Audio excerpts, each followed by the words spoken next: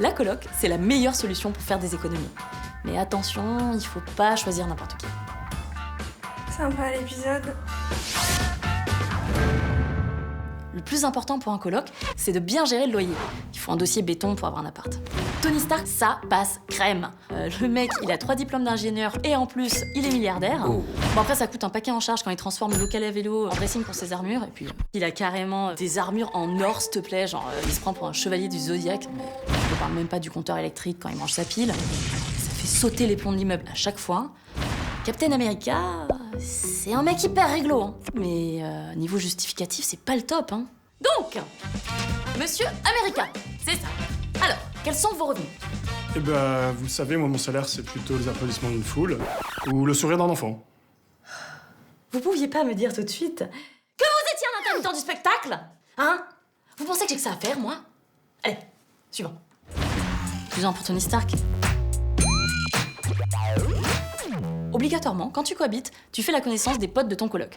Alors en fait, les deux, ils ont les mêmes potes, les Avengers. C'est plutôt bonne ambiance, hein. Ils ont un jeu super sympa où tout le monde doit essayer de soulever le marteau du hippie suédois, qui ne peut pas être soulevé. Voilà. Ah ben, la dernière fois, du coup, ils y ont passé 5 heures, enfin voilà. Allez, égalité pour les deux. En coloc, pour que ça fonctionne, faut bien se répartir les tâches. Tony Stark, eh ben, c'est un petit bourge pété de thunes qui a jamais eu à faire le ménage de sa vie. Mais bon, au pire, il peut toujours fabriquer un robot qui fait le ménage, les courses et la cuisine. Ça s'appelle une femme, ça, ma chérie. Alors tu pourrais dire que Captain America et sa tronche de gendre idéal, c'est mieux que Nenny. Oui, parce que je te rappelle quand même que le mec est né en 1917 et qu'il a donc une vision un peu old school de la répartition des tâches hommes-femmes. Dis donc, mon petit, la dernière fois que vous avez fait une machine, apparemment, les couleurs sont mélangées. Mon costume était tout violet. C'est la dernière fois que je vous le dis. Même combat pour ces deux gros machos, donc pas de points.